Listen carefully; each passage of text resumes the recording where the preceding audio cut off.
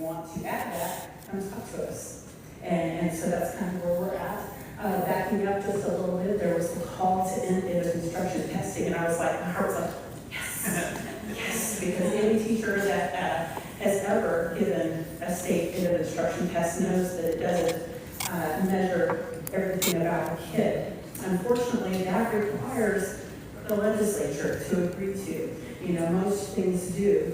And so we hope moving forward, while we can't just do it because we want, we're pleased to have the feedback that there are folks across the aisle on both sides and the other side and on the other side down that would like to see those things go away.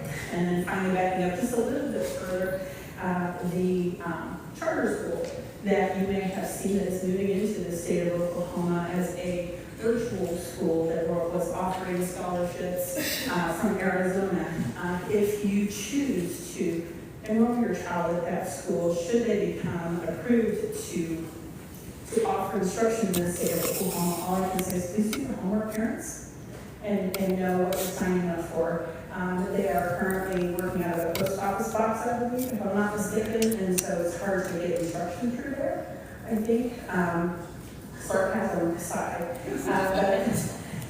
But please, when you're picking your child's school, know exactly what you're getting yourself into, know the performance that they have done. And with that, I'll turn it back away and turn it back over to Senator Hicks.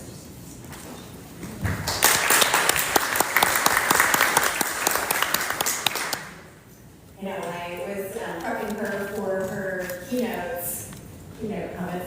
I just said, I mean, literally pick anything. Like, there's so much to talk about that if you just roll with it, whatever feels good. So I really appreciate Leader-elect Provenzano sharing her current thoughts. And just in time for me to be at the podium, we're also joined tonight by Senator Mary Warren.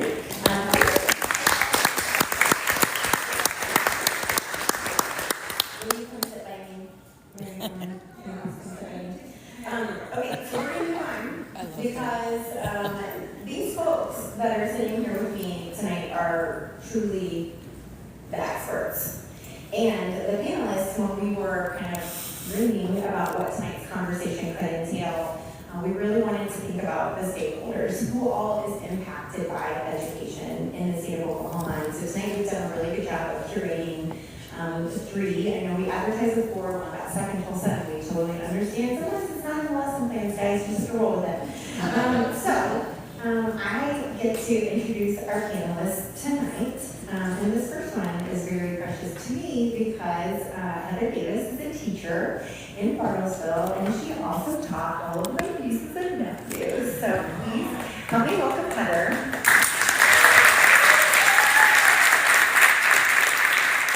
And she comes to join me up here at the platform, or podium, sorry. What we asked them to do in their time was to share their 3 hopes or goals for this upcoming legislative session in 2026 on education. Heather Davis.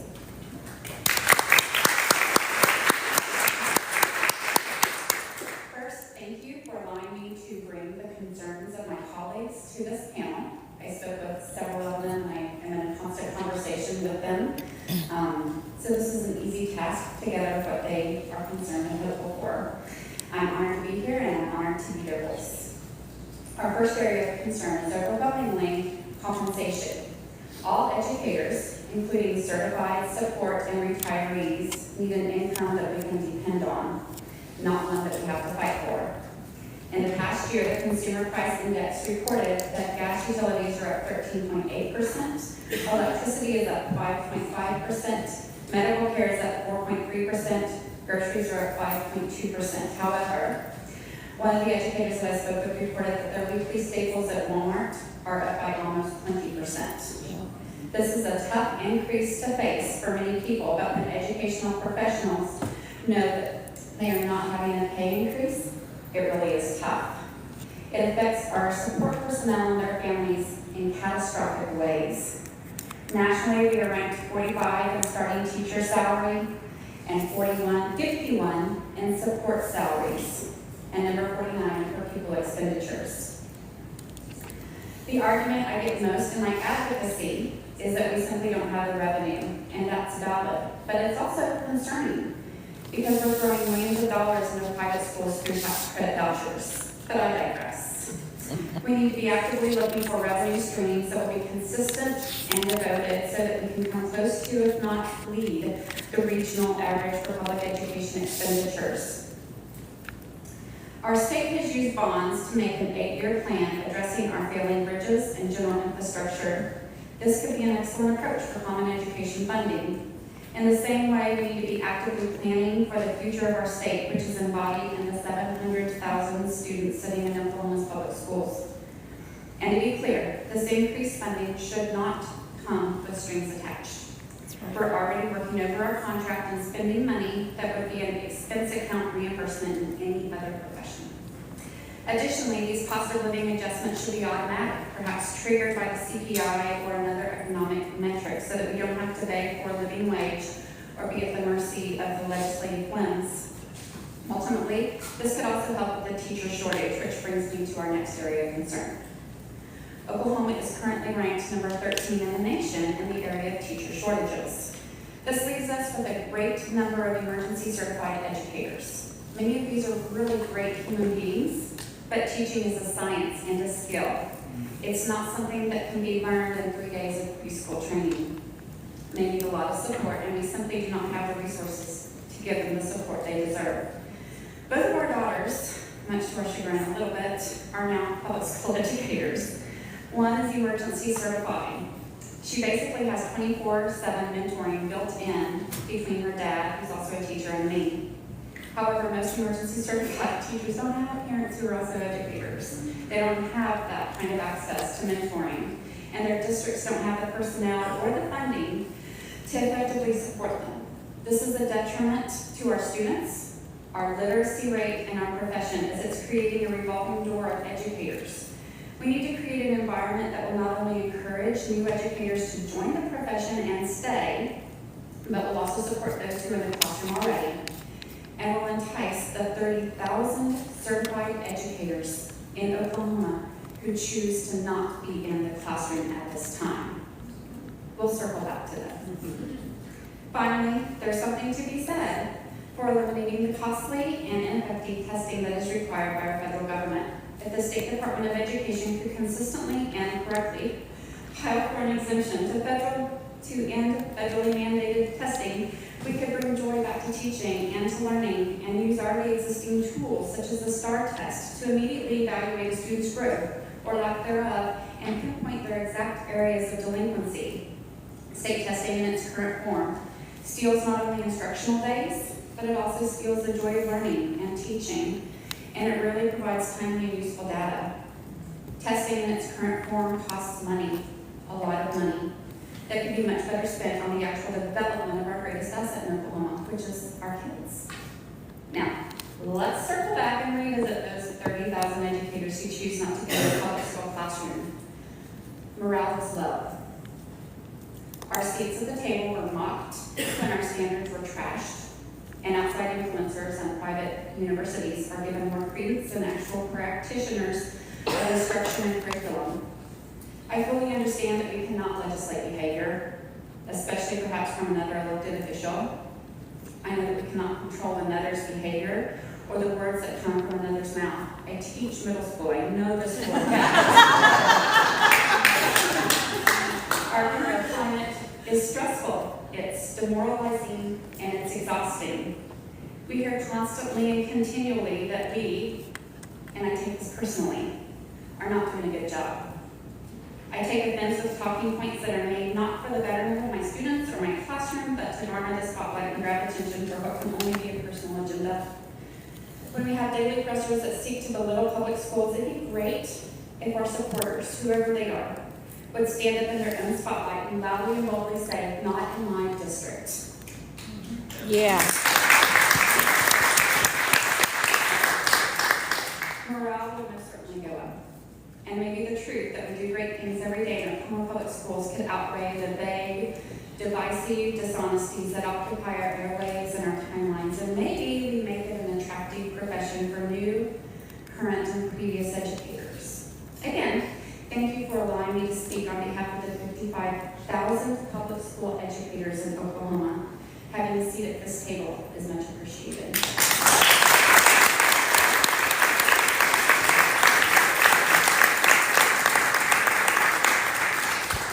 Copy down all the notes. Those are fabulous. Take a look at the numbers. Clearly, you've done a lot of research, and I really appreciate you being here tonight and traveling 3.5 hours. I mean, I guess if you're going to see it, it's like 3 hours to get here.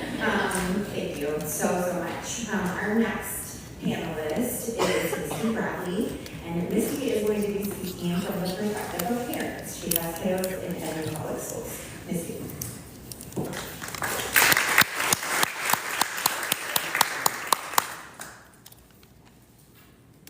Thank you for the opportunity to speak on behalf of parents. I'm one of many in Oklahoma. When they talked about what our 3 goals are, and I asked the people who are part of our membership at Oklahoma Parent Legislative Advocacy Coalition, and we kept hearing the same thing over and over again. And one is to protect and ensure funding for public ed. They like to tell us that they've made historic investments, but inflation that we heard about, and also the siphoning of funds to private schools. It has completely depleted every advance that was made, right?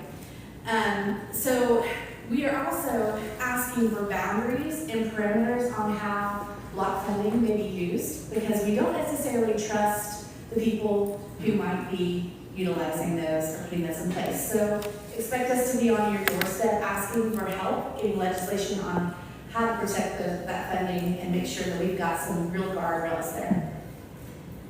Our second goal is really properly addressing the teacher, para, and counselor shortage, because it's not just teachers that we are short on. And some might argue that it's not a shortage so much as a hostile, toxic environment, as Heather already mentioned to us. I want to read what one of our members said, who actually happens to be an educator as well. She said, the single biggest issue, in my opinion, is the fact that we still have not properly addressed the teacher and para and counselor shortage. We have fewer people to help with struggling students. We have special education teachers with caseloads so large that they can barely meet with students. We have a ton of alt-certified teachers who require coaching, thus requiring districts to use highly effective teachers to train adults rather than spend their time teaching children. And when we do have poorly performing teachers, we can't fire them because who will replace them? We have wages that are not keeping up with inflation and are not commensurate to other fields requiring the same degree level, and we have a superintendent urging more on us. I think that pretty much sums up the fact that we need to properly address those things. So I think that what we have to do as parents, what we are hoping for, is to really rise up and support those efforts, because when we support teachers, we're supporting our kids. And our third big goal is accountability. Accountability for Ryan Walters. Mm-hmm. We know that there is a list longer than my arm of things that he could and should be held accountable for. Yes. And much of it is that toxic environment. We need accountability for getting us out of last place in education. And we need accountability for anyone receiving funds to educate kids in Oklahoma. That means any private school needs to follow. It means assessments, credentials, special education, another laundry list of things that need to be held accountable for. If they're receiving funds that should be going to public ed, they need to be meeting the same standards that our public schools have to meet. And finally, I want parents to hold some of the responsibility for this accountability, to partner with their schools and legislature. I think and hope that we can have those same kinds of messages coming from you to our parents, that we need you to step up, because we know that not all of the issues in Oklahoma schools, that it's not because teachers are struggling or there's a shortage or anything like that. We know that a lot of it happens in home is because of their home lives. A lot of it happens because of the high ACE scores that we have. Our parents need to get involved again, and they need to feel the weight of what it means to partner with their public schools. And so we need your help just raising up that standard and that expectation. But also, parents, the accountability to advocate for their children in schools. So what we need help from you there is open doors. And I know everyone that I see in this room has always had an open door to us. In fact, you're welcoming us to keep our things there while we're going and knocking on other doors. So we really appreciate that. We really appreciate always being invited into the conversation.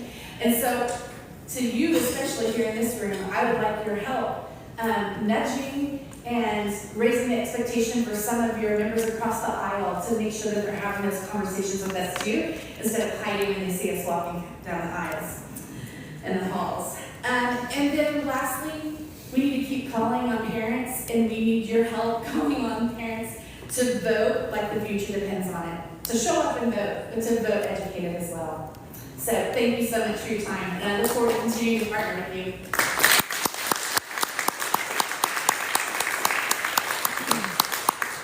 Thank you, Misty. And so our final formal panelist, because I know you guys probably have, I don't know, some things that you'd like to say or some questions that you'd like to ask, maybe. What do you think? So we will get to that in just a second, but our final panelist is Superintendent Mike Simpson, and he is coming from Guthrie this evening. So please help me welcome Superintendent Simpson. First of all, thank you for having me, and also, I know, I need to preface all of this, that a moderate Republican in this building is a vanishing breed, but I'm here.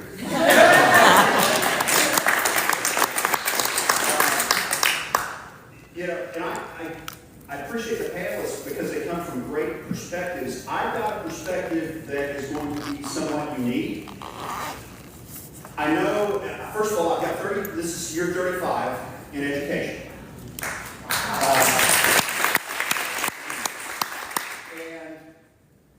And despite my youthful appearance, I have children in Guthrie Public Schools. I have a daughter that is a sophomore, that as I left the house this evening, she told me how unhappy she was with the new cafeteria tables. And she had a direct line, so she wanted to get her 2 cents worth in. And I have a son that is in 6th grade. I also have a wife that is an elementary counselor at one of our high-poverty elementary schools. So don't think I don't get lobbied from a lot of different directions just when I go home. But one of the things I've spent, and I am, for the OASA, the Superintendent's Association, I am the advocacy chair. And we haven't developed our formal focus for this year, but I can tell you, I talked to Dr. Deering with COSA this morning about some of the things that I was going to say, and number one, for me, from my perspective, the most important thing, given the current climate, given the politics, given the things that are going on with the national setting and the state setting, is as we look at the national federal funding, the guardrails that are imperative in the event that the true block grants come from the federal government. And here's why I say that the most. What is this? And I spent the summer, I spent 3 days in D.C. this summer talking to our legislative delegation on the Hill about that, when all of those funds were frozen. And then I spent, a couple weeks ago, I spent over an hour with Representative Bice speaking about this very thing as well. Because absence of guardrails, what are those things, what are those programs designed to do? They are designed to take care of our most vulnerable students. Right. Well, let's be honest. Their parents are not likely voters for our current state superintendent. And what protected, typically things that serve his reelection. Yep. I'm an old government teacher, and so and a history teacher, and so I go back to that often.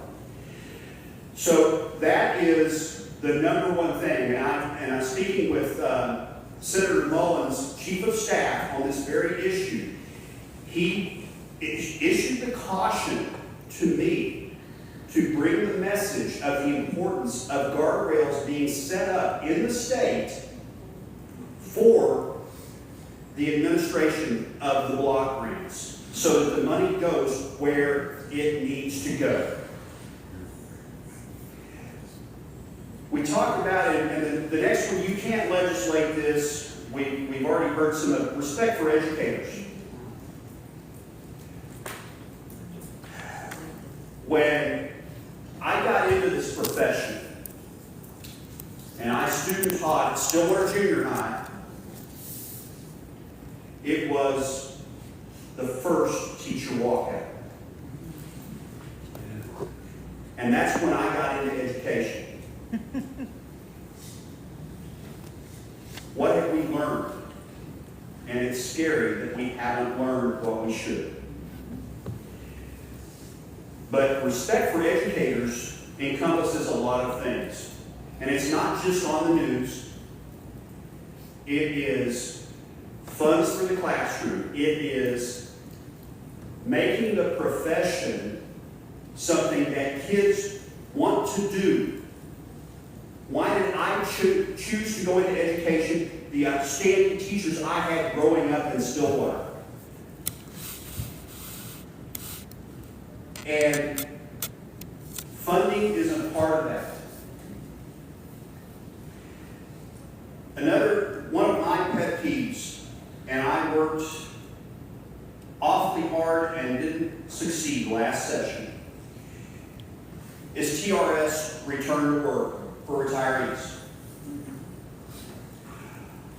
Toward the very tail end of the session, I sat down with Senator Paxton, and he and I had, I won't say we had it out, but we had a spirited discussion, because after 10 years of serving on the OTRS Board of Trustees, I can bring a perspective there of what will actually happen to the TRS system. And it fell on deaf ears. But here's why that's important. We already heard how many teachers we have that don't want to return to the classroom. We have retired teachers that have chosen that path for financial reasons. And they are tremendously experienced and gifted educators. When I get our test results in Guthrie, and we've got a long ways to go in the classroom there. I tell our school board that, I'm up front with them. I'm on year 13, and they keep allowing me to do my job. And it's one of the longest tenured, it's the longest tenured in the Oklahoma City metro area or the Tulsa metro area at one school district. But I'm up front with them about the need. When we have a specific area where our students are not achieving, the first question I ask our HR director is, all right, if my memory serves me right, that subject area in that building has the highest number of emergency certification teachers. It's not complicated. But lowering the bar because we don't want to fund it just to check a box, which is what the progression has been, has got us where we are. And so, when we look at those test results, a way to help that, it's two-pronged, is respect for teachers. And part of that will lead teachers that are currently retired, if they have a return to work, will lead them back to the classroom. I really do believe that. And the thing about teacher teacher pay, because I've done this for so long now, is we have let it go and let it go and let it go until it's a crisis. Then we address it, and everybody, and I'm no offense, I'm talking about some of my friends here in this building, but everybody in this building thinks, okay, we're done for a while. No? And I've got friends that I have lunch with that they go, well, we just gave them a raise. Well, yeah, and so did everybody around us again. And giving incremental raises and focusing on this as an ongoing issue, not a disaster recovery issue, would help tremendously. And you know, let's be honest, we've done the same thing in this state with roads and bridges. We've done the same thing with corrections. You can tell I talk government. And that is what has led us down this path. I heard emergency certification from the states, eliminating testing. I can assure you that I would love to eliminate testing, but as Senator Hicks pointed out, it's not up to one person just a little bit north of here. And I think we could get some of this done, but his solution right now is to take tests, to replace them with tests that are designed only to measure improvement, not to measure students that take one test versus students that take another test. And just saying you're going to hire a psychometrist to try and figure all of that out is a lot more complicated than anyone can imagine. And it will make the data less reliable.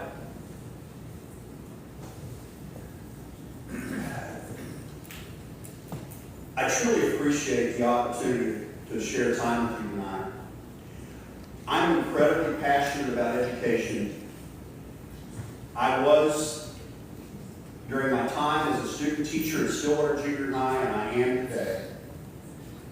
And I really hope that we can find a way to not, and again, this is the old history teacher coming out of me, to not repeat the mistakes of the past, but we keep doing it.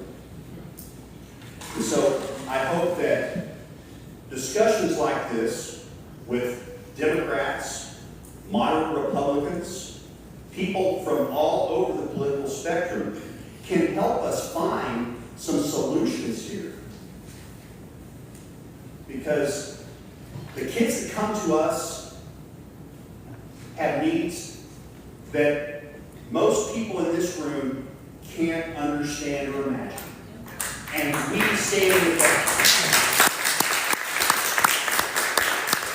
I will tell you, and I'll close with this. This is what I shared at our all-school convocation.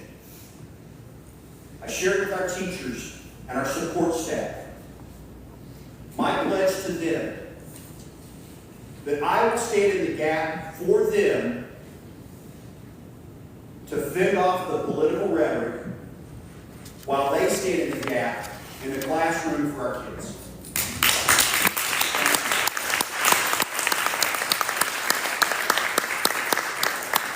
Thank you so much, Superintendent Simpson. We must be running on Senate time. We've been joined by another senator. Everybody late. I'm just teasing. Oh, yeah, I have a mic. Okay, anyways, we have Senator Goodwin from the Tulsa area.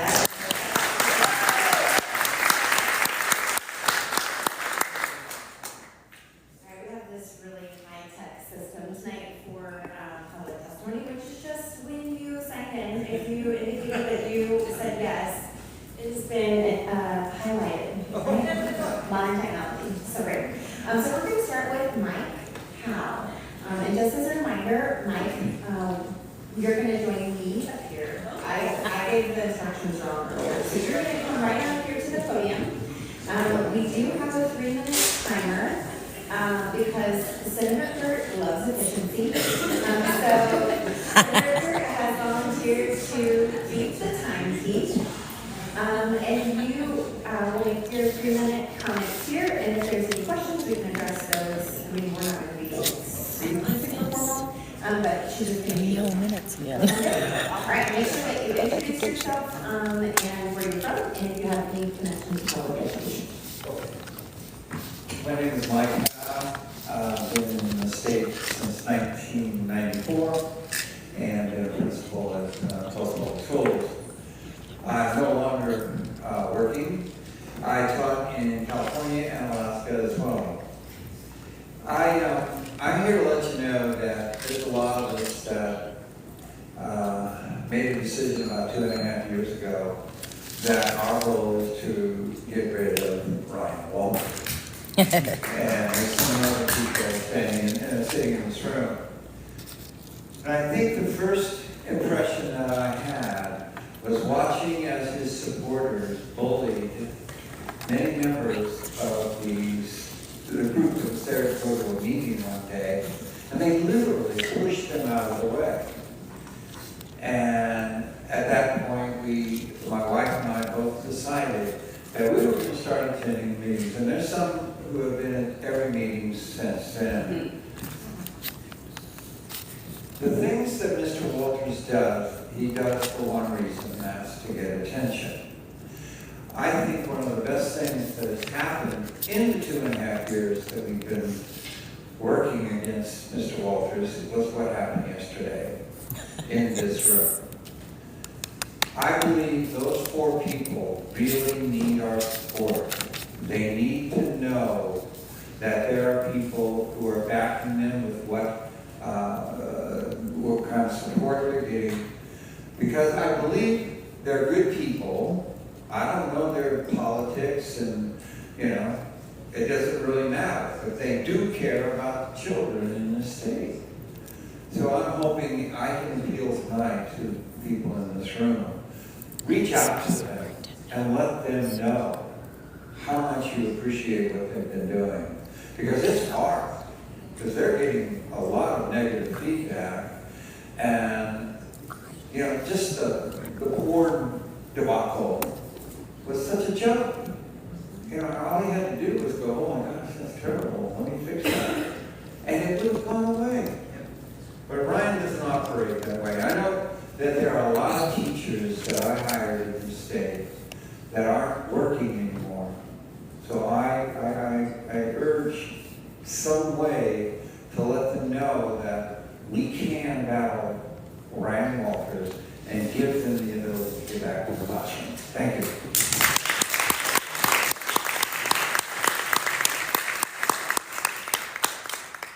Thank you, Mike. He kicked us off beautifully at 18 seconds to spare, so thank you so much. Well, I'm used to 1 minute. Right, exactly. So moving on to our next individual to come and testify. I think it's Leanne Jimenez. Great, so Leanne is making her way up here. And again, for anybody who came in after we kicked things off, we are recording tonight, just in full transparency. So please, if you're coming forward, speak clearly into the microphone. So introduce yourself, and the floor is yours. Good evening, everyone. Leanne Jimenez. I'm a 29-year educator in Tulsa Public Schools. And in full transparency, I am the Vice President for the Tulsa Classroom Teachers Association, and I represent about 1,600 members of the 2,200 educators in Tulsa Public Schools. What I want to touch on is what Heather said about we call them early career educators if they're in their first few years of education, and emergency certifications. And so I just want to point out in Tulsa, the mean, median, and mode for the educators in Tulsa Public Schools. I'm a dinosaur at 29 years. The mean, or the average, if you're not a math teacher, is 7. The average number of years a teacher has been in Tulsa Public Schools is 7. They're almost dinosaurs like me. The median, or the middle number, if you wind all the numbers up from 0 to 55, because we do have a 55-year educator in Tulsa, is 3. And the mode, or the number that happens the most often, is 0. So when you're looking at test scores, like the superintendent from Guthrie said, we have people in the classroom that's their first year, and they're either, they either came the traditional route, and it's still their first year, or they had an alternative route, or they're emergency certified, which means they have a degree in something, and the state has allowed them to get a certificate, and they're working towards college hours to give them the education background. Or, because of the legislature a couple years ago, we have people who are not degreed, who are teaching our kids in Tulsa public schools. They're working towards their degree, and they're working towards their certificate. Now, luckily for us, we talked our Board of Education into making sure they're at least 21 years of age. But in a lot of the districts across the state, you don't have to be 21. So my original point to come up is what Representative Provenzano spoke about, and she didn't speak about it, but she shouted out the teachers at home who are grading papers, or writing lesson plans, or doing other things for their students. What we call that is unpaid labor, and it's because of unfunded mandates. So what I'm going to do, this chart was last updated in 2017. This first little, about an inch here, is from the year 1900 to 1910, and those were the expectations placed upon teachers. Oh. Then if you go all the way down here to the 2000s, and it hasn't been updated since pre-COVID, these are the mandates or the things that teachers are expected to do. You know what we've not been given? More time to do it. You know, if you want, and I don't mean extra days, I mean the minimum plan time that the legislature sets for our schools is 200 minutes. Over a week, that's about 40 minutes a day. To grade papers for, I'm an elementary teacher, to grade papers for 28 students in 7 different subjects. That I see them every day in 7 different subjects. That's 40 minutes to write lesson plans. That's 40 minutes to contact parents. That's 40 minutes to look at an IEP and individualize for students in your classroom. That 40 minutes is not enough, and it's something that our legislature can do something about.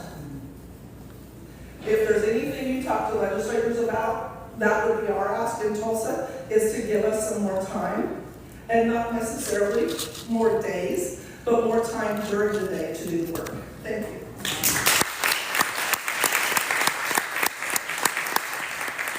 All right, I get to introduce my own constituents, which is super fun. So Barbara Valversox is next. Barbara likes to email me about some really creative solutions, so I'm excited to see what she's choosing to share with us tonight.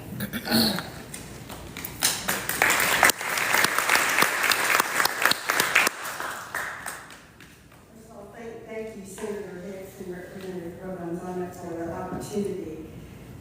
I speak to you all as a Republican and a frustrated taxpayer. I live in Senator Hicks' district. I also live in Congressional District 5, as well as the Oklahoma City Public School District, from which I'm a graduate and from which I helped open 2 schools that started out strong.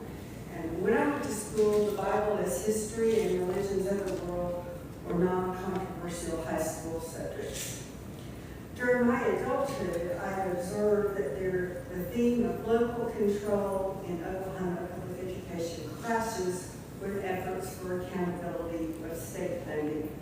It is interesting to me that the 2 Republicans elected to the constitutional position of state school superintendent have received the most vicious attacks for their efforts to improve low-performing public schools and seeking accountability of state dollars.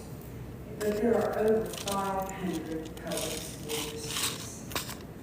I call on all the state leaders elected, from the governor to the lieutenant governor to the attorney general to the state school superintendent to the board members on that state board, to work toward respect and civility. Please model it for our citizens. Please model it for our students. I called on the current state school board representative for District 5 to resign due to her animus towards the superintendent, or to figure out how to work towards civility and respect for that constitutionally created position. Policy-wise, perhaps it's time to go back to the constitutional state board or to elect state board positions. I have other suggestions. First, require all levels of teacher certification to be proficient in teaching phonics. This needs to be addressed in the college curriculum, which apparently only is 1 3-hour class for elementary ed. It can also be addressed statewide so that as a state, we are proficient in helping our students with phonics to improve their reading. Second, I'm aware of a special education teacher in one of Oklahoma County's 14 districts who has to help an older male teen in diapers care for his hygiene needs by herself in addition to the other students she has. Do education dollars fund certified nursing assistants to help with these needs? If not, why not? Third, I support equality in instruction time before state testing if that continues. Too many of our 500+ districts race to start the school year way before urban districts, which have tighter budgets and stronger unions that run the calendar. Years ago, I helped to get the testing dates changed to occur after spring break, but the equality of instruction time is still an issue. Fourth, I support restricting taxpayer money flowing to education NGOs in our state, such as OSSBA and COSA. The money needs to go to teachers. Lastly, the low reading proficiency in our state demands accountability. Schools should meet eligibility requirements before participating in extracurricular activities. Superintendents and local boards should publish the curriculum they have used for reading instruction that failed in teaching our kids to count to their fingers. Their pay and their board tenure needs to be reviewed. Taxpayers who fund at the state level over 500 districts deserve this accountability. Thank you for listening to me.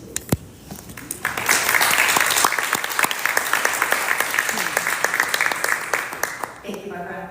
She was the first one who was talking to me about all of our energy bills. And obviously she gave you the history of how she was trying to make sure that kiddos were getting as much instructional time before the testing would open, and I really appreciate that on that. I also have another constituent on the list, and we are joined by Mary Liver.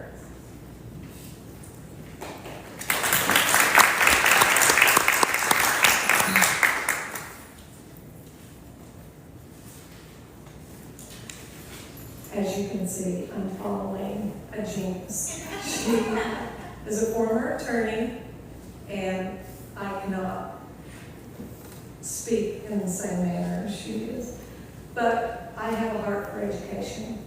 I've had a heart since I remember as a junior at Oklahoma City Public Schools, Northwest Classen, standing in the pickup line with my teachers because he was making $17,000 a year, which was the same amount my dad was hired at 20 years prior to that.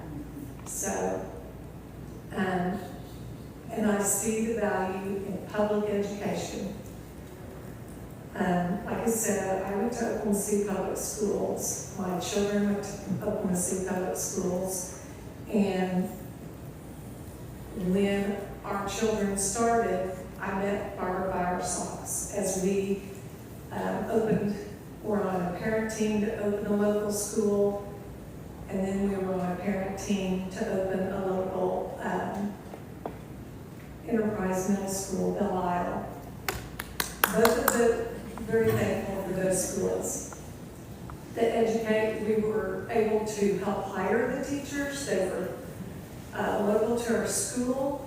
They were funded through our site-based management, and we were able to give them extra stipends as needed or when we could, when that was made available.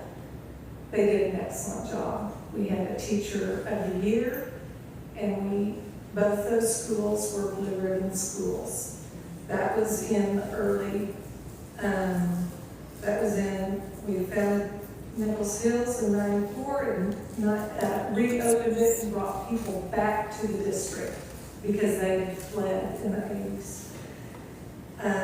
We also reopened Belle Isle and made that an enterprise school. And again, we brought students back to the district, bringing dollars back to the district. And that took place in early 2000 and mid 2011, 2012 timeframe. And the reason for my passion is my family has a family business. They started out as bricklayers, brick masons. We are now in our 4th generation and we celebrated 100 years. We've been a part of Oklahoma City since the 40s. We need an educated workforce. And the only way to do that, public education, not everybody can get a private school education. Not everybody can be a homeschool parent. I did it for a year just to get my son prepared for middle school because he had some learning disabilities. It was not something I wanted to tackle. But I read recently that the Oklahoma Senate Democrats' 4 legislative priorities for 2025 include to create prosperity and greater educational opportunities. I'm in agreement. And like I said, being part of a family business founded in 1920, we could not have gotten there without a quality education and proficiency in reading, math, and science, along with determination, hard work, and perseverance that created prosperity. Even, as I said, 1920. In 1929 was the crash, and they survived it. And they also helped fund some of the projects they built because the people could not pay. Education is key to thriving and being successful in business. It is critical for a strong, qualified workforce. Barbara mentioned proficiency, reading scores. We have to have proficient reading scores. She's correct in the 3-hour requirement for reading in comics. My daughter-in-law is a teacher, and she confirmed that. Thank you.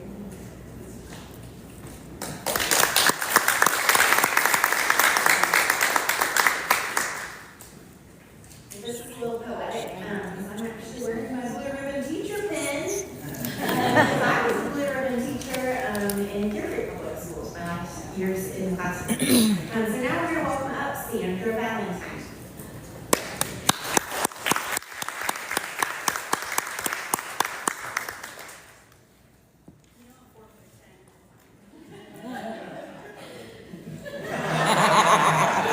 All the way down.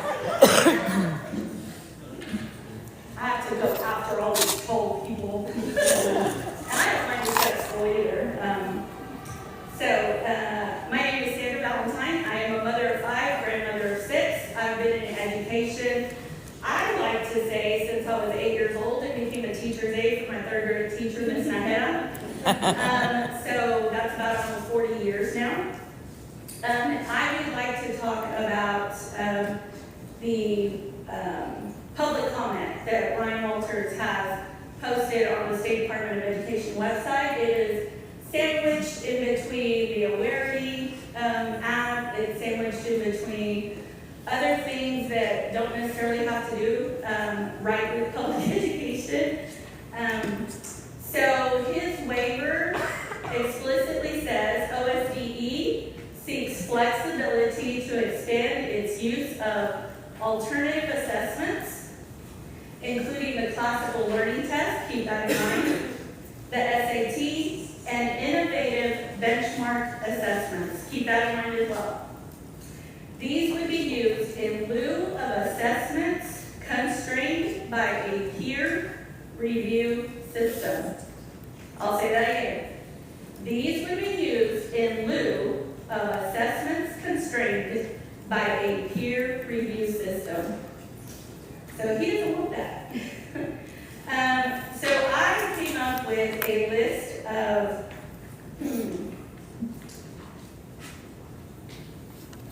parents warning how Walters ESSA changes could set up fraud. So here we go. What the law says, schools must show how all kids do, especially students with disabilities, English learners, and low-income kids. What Walters Plan does, Walters Plan changes or removes those reports, hiding poor results from the public. This is in ESSA law and in state statute. Number 2, federal law requires clear targets and consistent accountability rules. What Walters Plan does, Walters' vague goals don't define scoring until after results are in, making failure look like success. That is in ESSA and in state statute. Number 3, parents, teachers, and districts must be consulted before big changes. Was anybody here consulted?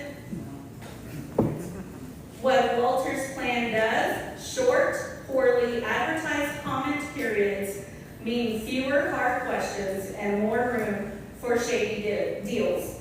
Public comment closes Monday. That is in ESSA and in our state statute. Number 4, federal and state law require fair bidding for contracts. Walters Plan funnels money to certain vendors without open bids, risking favoritism. That is in state statute in a couple of places.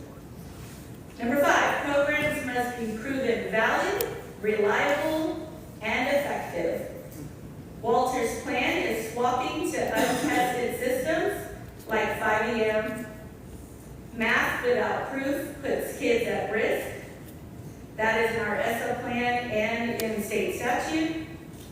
Number 6, clear criteria are required for removing schools from improvement lists. Walters Plan lowers the bar, creating fake progress. That's in ESSA and state statute. I got 2 more. Law protects employees who report wrongdoing if staff fear retaliation, fraud goes unchecked. That's in our state statute. And the most important one that I think is the public has the right to see government records. And so far we have seen no drafts, notes, or emails that have been shared hiding outside influence. And that's in our state statute. Thank you.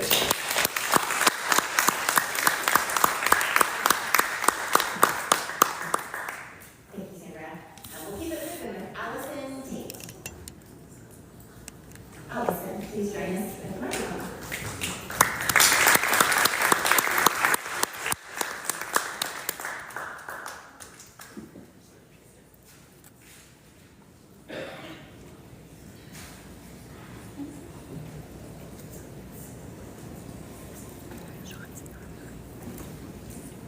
Thank you, Senator Hicks. I met you about a year and a half ago with a forum that some educators had to let legislators know what's going on in education. And my platform is, my name is Allison Tate. I live in Oklahoma City. I'm a product of the Midvale schools. My mother taught in OKCPS for 36 years. She graduated from Douglas High School, and we have multi-generations from Oklahoma City Public Schools.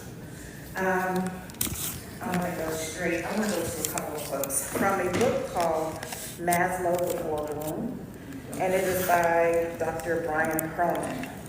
It says, the most successful educators understand that schoolwork and achievement are both important, but the human side of things are more important. Yes. He says, if a student is hungry, tired, or scared, give them food, a nap, or a hug. Yes. This does not require board approval or a bond issue. It seems so simple. It is simple. It is also very effective. I am a school social worker. I don't feel comfortable sharing the district that I am employed by for fear of retaliation. I began teaching in 1998 through Teach for America, and now I am a school social worker, working under a different title in a district in Oklahoma. Okay, so I'm just gonna go down my checklist of issues that I'm seeing on the ground. What I notice consistently is that the people who are working directly with students and families and are in the communities, we often are not consulted, and if we are, it's performative, so that the box can be checked to say, we did speak with our teachers, we did speak with our ancillary staff, they were at the table. But when it comes to implementation, it doesn't happen. Our voices are not heard. I've been with my particular district, this is my 8th school year with that district, and I've had a different assignment every single year. So I'm making connections with parents and families and students. I'm helping them get through suicidal ideation. I'm helping them move through homelessness, house fires that impact their education, their ability to attend school.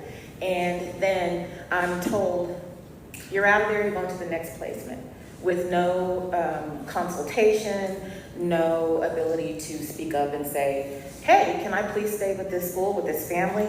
I've already built relationships. So here's my list.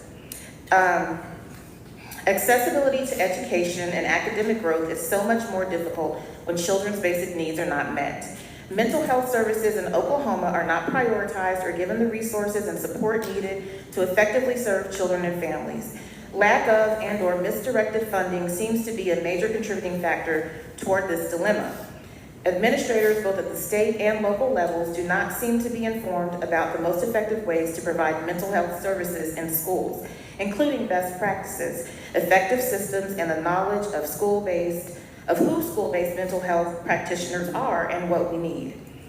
Policy and decision makers don't seem to be aware of the volume of need and level of services needed to make a positive impact on students and their families.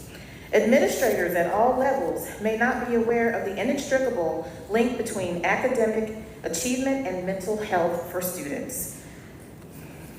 Trauma-informed awareness and care are integral to teaching best practices. In addition to school-based mental health practitioners, other ancillary support staff, such as school nurses, school psychologists, speech pathologists, occupational and physical therapists, are experiencing challenges that significantly affect the availability of educational services for our kids, a lot of whom are treated by us who have special education needs. Teachers and practitioners across all education disciplines are reporting high levels of burnout due to being short-staffed, underappreciated, overworked, and inadequately paid. Some of you have already outlined those details. Significant numbers within each ancillary department have declined in the past 2 years where I work that have nothing to do with COVID. In one large school district, 2 long-term decades staff members from 2 different ancillary departments had strokes during the 23-24 school year and have since retired. There seems to be a lack of support or understanding and empathy from departmental and upper level administration, which results in a disconnect in meeting students' needs. In some cases, it seems to be that departmental and upper administration do not accept, seek, or utilize feedback given by staff. On the rare occasion when direct service staff are given a seat at the table, it appears to be performative. I already said that. It is possible that staff do not feel safe expressing their needs due to fear of retaliation. Students and families are often not being provided the legal services that they are owed through IDEA, special education, that are promised to them and to the taxpayers who pay for federal programs like that. There are school districts and states across the country, can I finish this point? There are school districts and states across the country that have been implementing consistent mental health services and systems for decades. Oklahoma does not seem to have studied or taken steps to explore out-of-state academic behavioral health models. For example, there are states that recognize and utilize the role of school social workers as vital mental health school-based professionals, whose role is is as much an important staple in the education system as school counselors.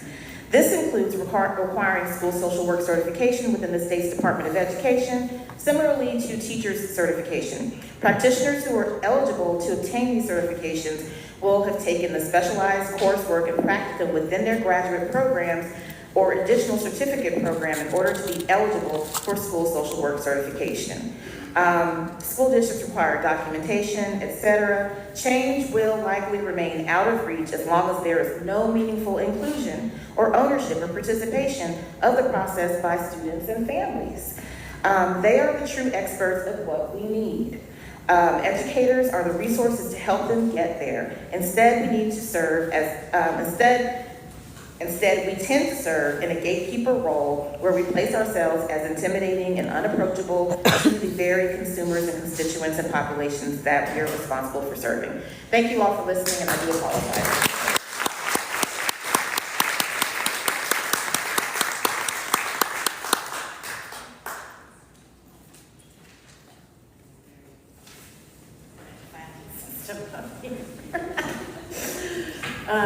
Thank you so much, Allison. When I taught at Two Lakes Elementary in Putnam City Schools, I cannot tell you how important the social worker was in that incredibly important work. And those families, once you have attachments and bonds and relationships with families who are living on the margins, I just can't imagine getting ripped out from those schools year to year. So we'll keep it moving. Alyssa Howell.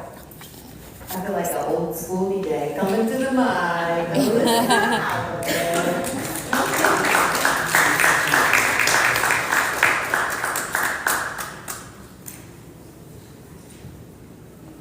I am so grateful for you guys doing this. This is amazing. So thank you. I am not used to having 3 minutes to speak. That seems like forever after the quick 60 seconds. So we've been feeling at the school board. So thank you so much.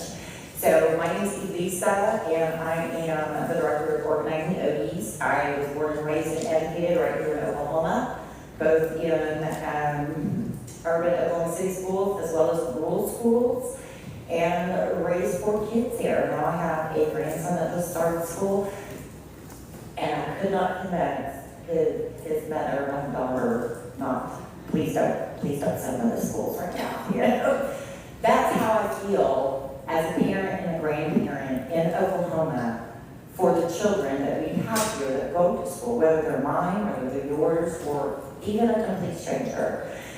We have been politicizing our education to such a degree that we forget that we need to be prioritizing our students. For one day they will be sitting in these chairs and we will be at their mercy as they decide whether or not we should have health care, nursing homes, and our own education systems, right? So looking at it from that lens, these children will become adults in our state. How do we want them to be adults in our state? How do we want them to be viewed as, or how do we want them to represent us as they go out into the world and take on jobs, whether it be in Washington, D.C., LA, New York, or even in a different country? Right now, we are at the bottom of the barrel on everything, but nothing is learning education right now. That is horrific. Again, these are things that we can prioritize, right? It's a focus. Do we focus our time, our energy, our resources on our children or on politicizing teachers? I sat up here just down the street where our superintendent calls teachers terrorists. How's kids supposed to learn when they hear that about their teachers? You know, and then you look at the fact that they don't get breaks, right? Now when they're adult, when their brain's fully developed, 2 15-minute breaks, 30-minute lunch, it's required by law. But for sitting in education, same hours almost. No breaks, no chance to deconstruct or decompress from all of the feelings. And let's not even talk about the speaker, the social worker who was talking about all of the things that they come into the schools with, that teachers have to address to get them to be able to learn. When you're hungry, angry, lonely, tired, in pain, terrified of somebody walking into your school, there's so many different things that these kids feel that pressure, and we can and should be doing better. Prioritize our kids, our education, and their teachers and the things that they need, whether that be books, whether that be resources, whether that be breaks, or whatever that looks like. We owe it to them and to ourselves. Thank you.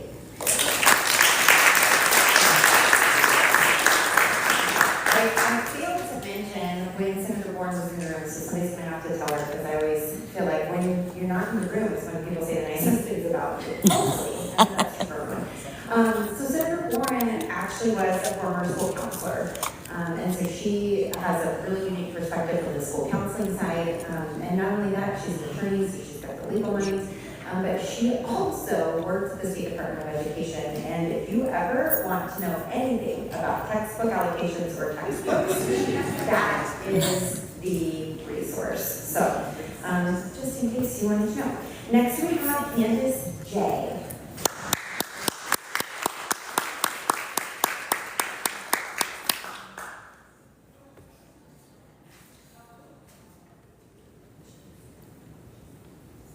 Hi everyone. First of all, I'd like to say, as some of the few other speakers before me, 3 minutes is a long time. We've been doing 60 minutes for what? Almost a year. I mean 60 seconds. For almost a year now, and who knows, we might not be able to speak in the following ones. But anyways, I'm Candace. I have a resident in Purcell, Oklahoma, where my 4 grandkids go to school and live in my home.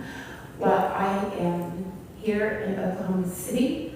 I moved to Oklahoma City so I could be closer to the capital and everything that's going on with our education. And so thank you for opening this space to those of us who deeply care about public education. We know you stand with us in this fight, and that solidarity matters. For over 2.5 years, parents, teachers, and community members have been speaking out against Ryan Walters. Yet he has been allowed to go rogue, eroding trust, silencing voices, and weakening the very foundation of our schools. This is exactly why we must protect and strengthen the Department of Education. Without it, one reckless superintendent can dismantle decades of progress. We are watching private and charter schools siphon money away from our public classrooms. Money that should be going to every child, regardless of their zip code. Public dollars belong in public schools. When we weaken that commitment, we rob children of opportunity and we drive dedicated teachers out of the profession.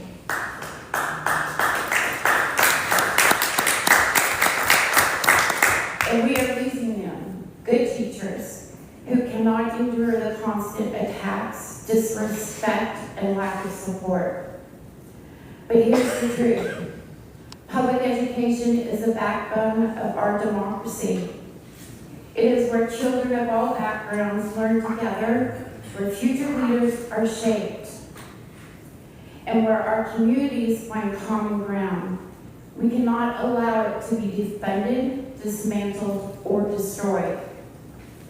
So today I stand with you and with everyone across Oklahoma who is ready to defend public education. Because every child deserves a fully funded public school, a qualified teacher in the classroom, and a future built on knowledge, not neglect. Thank you. So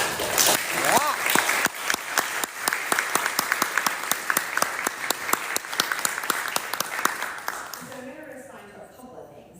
I feel like probably all the teachers and legislators in here have been showing a lot of restraint because we're not used to Getting the mic. It's just me. For everyone. But all charter schools are public schools. And so I know that we've had the number 500 kind of float around as far as school districts in the state, and I know that it fluctuates, so it is over 500, that's an accurate number. But the reason it fluctuates is because charter schools become their own school district. So I just want to make that clear that when folks are forcing, or we're talking about forced consolidation, schools consolidating, we also need to understand that every time a charter is authorized, they become their own school district. Does that, hopefully that helps. And then on the funding front, because, you know, a little bit of a number nerd over here, 1.2 billion. I'm gonna say again, $1.2 billion is how much the gap between Oklahoma's investment in per student funding and the regional average. So we're not even talking about, I'm not talking about California, I'm not talking about the East Coast. We're just talking about our regional folks. We are $1.2 billion behind that regional average. And so those are real dollars, friends. Okay, Preston Bobo.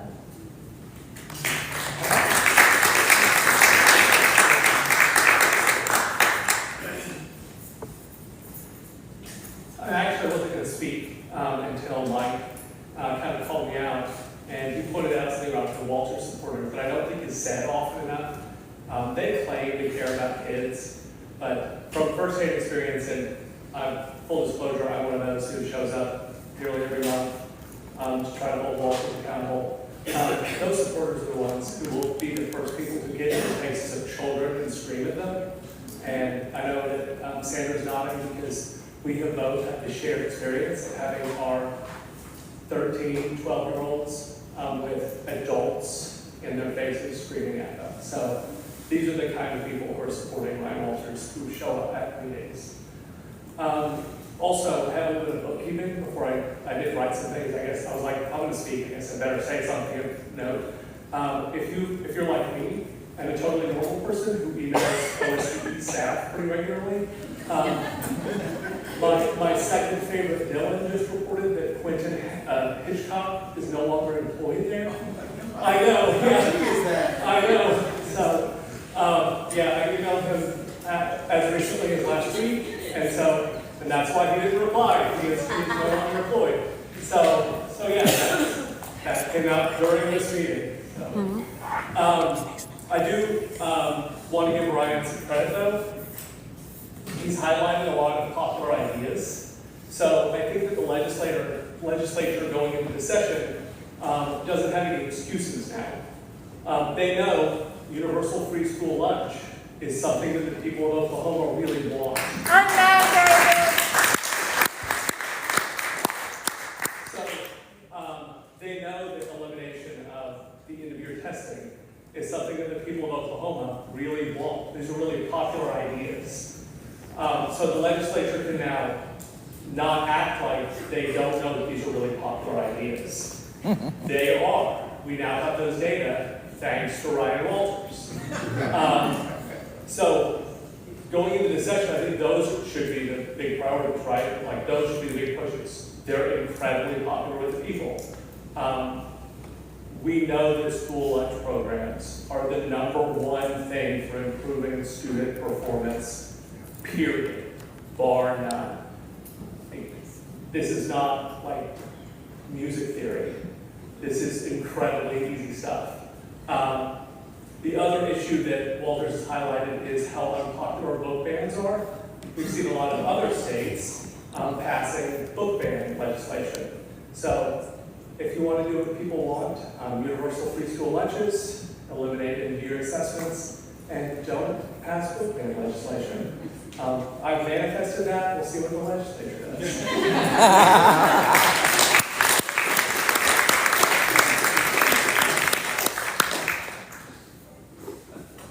Asleep at the wheel. I'm so sorry. It's riveting. I was like writing down everything. Okay. All right. No book bans. Okay, great. Awesome. Okay, our next speaker, Jennifer Randall.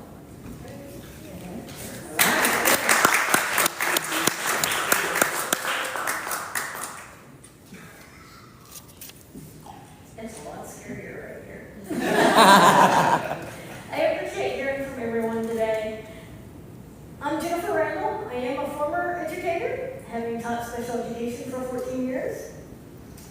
I still get to work with young people, it's the best part of my job. And I get to teach them advocacy skills. So it's fun. Everyone, all the points today, I'm just like, yeah, it's great. And it's so great to hear everyone and that we're all out here. But I want to make a mention that we're missing someone in this room. Look around. Who's missing? Kids. Students, that's exactly Yep. right. There's the They're the reason we're all here, and they have a stake in the conversations and should be here. Yes. They may have some odd ideas. I think that's okay, because odd can help. But young people are smart, they're wise, and I think they can be a part of our solutions. So let's include all. Thank you. Yeah.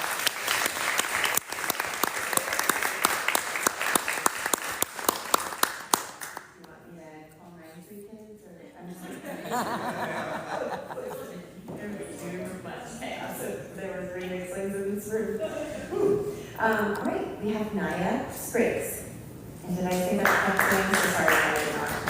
Naya.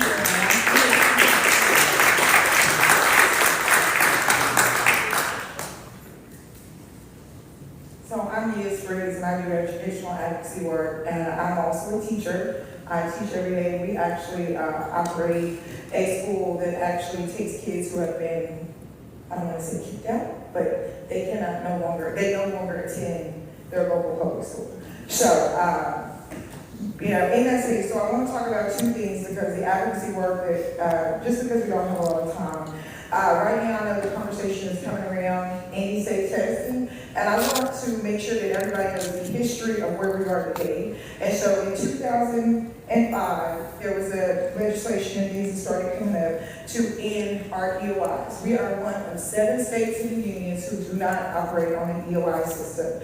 That is end of instruction testing, and so we do test too many kids maybe on the ACT. That is a conversation that we had. But when we ended the EOIs, we were promised that this was going to be the end all and kind of solve some of our problems in high school. I was teaching public school, OKCPS at the time, and there was numerous conversations that this was going to be the magic bullet to get us where we need to be. And right now, I looked up a local school's test scores. They had 20-something, and it was an urban school. They had 20-something proficiency rate in elementary, 20-something proficiency rate in middle school, 4 or 5 in high school in one particular area. So I want to say that while eliminating state tests, I want to make sure that we understand the ramifications that go along with that. An electrician told me the other day that we have a 20% pass rate on the state electrician's test. Do you know what's on the state electrician's test? Algebra 1.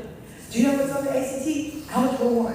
So when we are saying to our students that you can be a plumber, you can be an electrician, you can be even a car mechanic, it's a ton of algebra to get any certifications in those and reading comprehension. So it is a direct reflection that we have like a 20-something% pass rate in the state average and proficiency rate in reading and things like that. And we have a 20-something% proficient pass rate in some of these electricians, heat and air tests and things too. So there is a direct connection, and so it's not necessary that we need to end testing as much as we need to increase proficiency dramatically in our schools in order so we can tell a child that you can be anything that you want to be. My son attended a school with no chemistry teacher. I volunteered at a school last year, and the girl said this year was the first year I actually had an English teacher. She was in the 11th grade.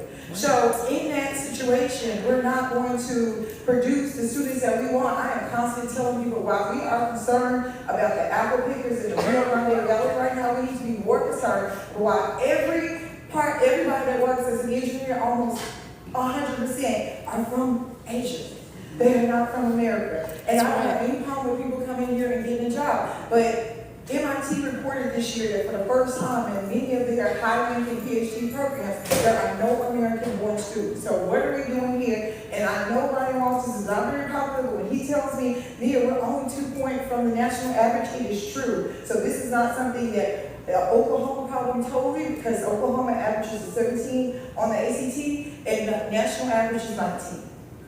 So we want to be on the forefront. So while there is a conversation in education, that's the last thing I want to say. We know that we were told for years also that increase in proficiency would also increase math and science and everything else will rise with it, and that has not been the case. And we have schools here in Oklahoma who have 67% proficiency rate in reading today, and they still only have about 30% proficiency rate in math. In Massachusetts, we have the same exact thing. So some of our top school districts in the country, they have a great proficiency rate in reading, but they have not been able to move it in math. Same thing in Mississippi. In Mississippi, Miracle moved it in reading, it did not move it in math. So I've been working with the cohort to actually try to have this conversation about why we are implementing the Strong Readers Act. And that is very important, so I don't want to diminish that. We need to also be simultaneously having a conversation about how we increase math, because we know that it's not going to take us to where we want to be. It may move us 5 or 10 spots, but it's not going to take us to number 1.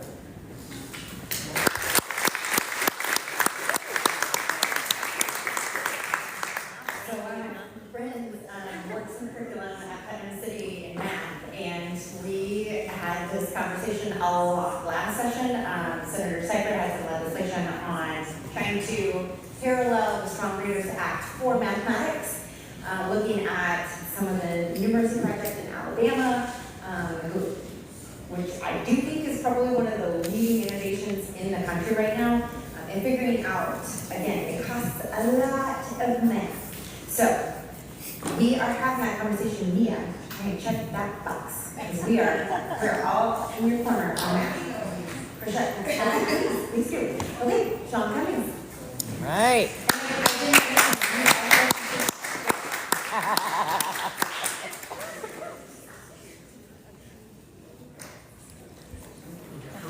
Only got 3 minutes.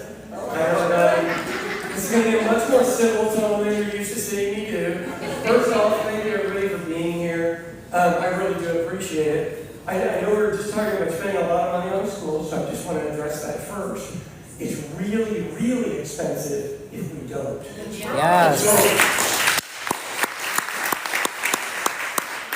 I'm a businessman. I've been in business for 40 years. The reason I'm in business is because I have teachers that went out of their way to show me I was great at some stuff that didn't make any sense to anybody else, but it worked for me.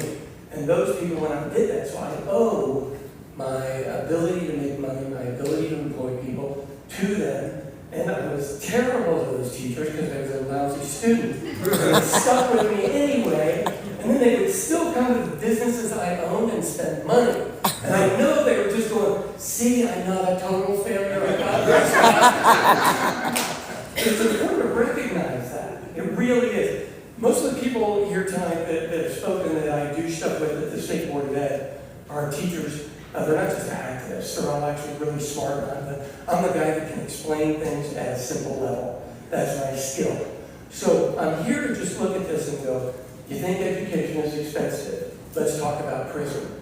Let's talk about early death. Let's talk about putting somebody through school till 9th grade, and we spend $100,000 and we get none of that back because they get killed in drive-by.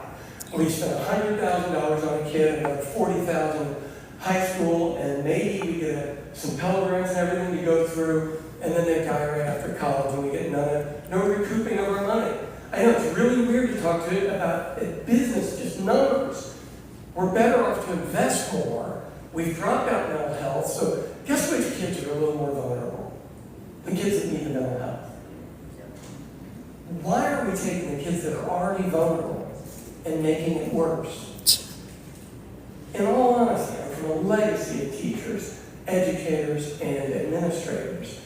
They gave their lives to other people's children and then came home and had to take care of us. And looking back at that, you just go, people figured out they were suckers. They loved other people so much that no matter how shitty the money was, how shitty the space was, how shitty they got treated, how much they got abused, they would go ahead and show up and love your kids. That's what we need more of. And to do that, we need more money. Yeah.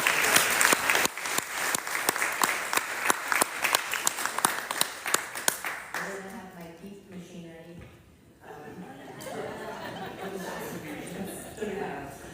Okay, so our final speaker in this part, because I'm going to put them on the spot in a second, so clear your throats and drink the water now. Andrew. And I'm Onima. That's correct. Anima? Yeah. Okay. All right, come on up, Andrew.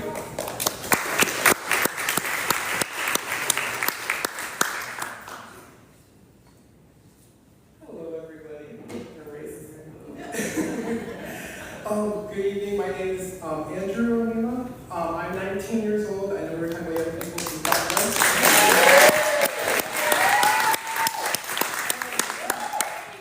I'm 19 years old. I grew up in Oklahoma all of my life. My connection with our current state education system is that I went through it. I've gone through multiple public schools in the state, both the Memorial School District and the PCPS School District, and I've seen firsthand what happens when we aren't funding to our best of our ability. I remember classrooms with outdated textbooks, teachers doing their best with the very limited state help that they got, and even students crammed into overcrowded classes. And I've personally felt the dread of trying to do well when the system that is currently in place for our students isn't really helping us succeed. Through that, Oklahoma students are strong, and we know that we never give up, and through the teachers and the good people I found, I am now a social policy student studying at Northwestern University. While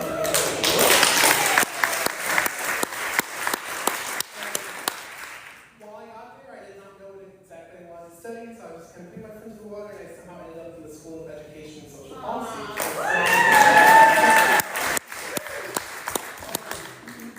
And being a student in that area has made me understand even more clearly how funding affects not just grades but entire communities. Underfunded schools drive good teachers away, they make it harder for students to stay motivated, and leave our state struggling to build the workforce and opportunities that we need. I've also seen how budget cuts, when we make budget cuts, we're not just trimming costs, but we're taking away our opportunities and hope and the foundation for our state's future. And I just want to remind everyone in the room that investing in education always goes beyond the classroom. It means looking into other state issues as well, like affordable housing, because how are students supposed to be homeless? Our eviction rates are pretty high. And also our prison system, like how are we supporting our kids who have incarcerated parents? And also, we also this right now our immigration system, because really some kids from certain backgrounds may feel unsafe to go into the classroom because they don't know if they're going to be able to come back.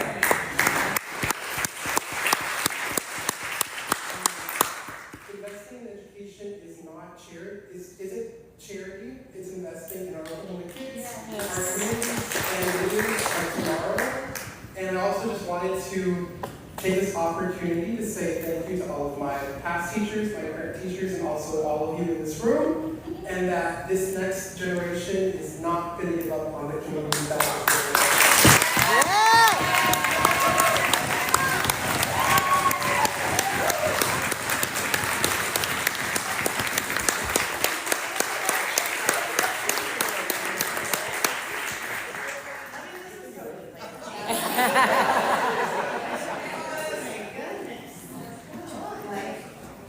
Thank you, Andrew. I really appreciate you sharing those words with all of us. Thank you so much. I know. Well, I'm going to ask you to, and actually, you get upset because you pop on.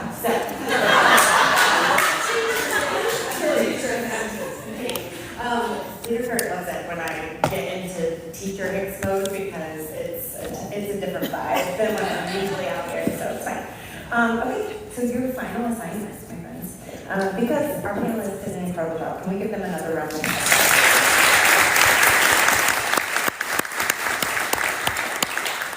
All right, tricky trickster. In about 4 words, what would you want to tell them? Because we're kind of still in that back to school transition. All right, Mike, you're first, come on. Actually, you guys can just stay there. How about that? So I was always that kid in class too. So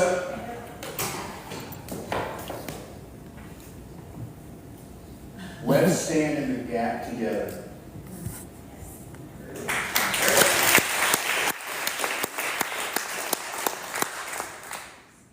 I would say from the parent perspective, for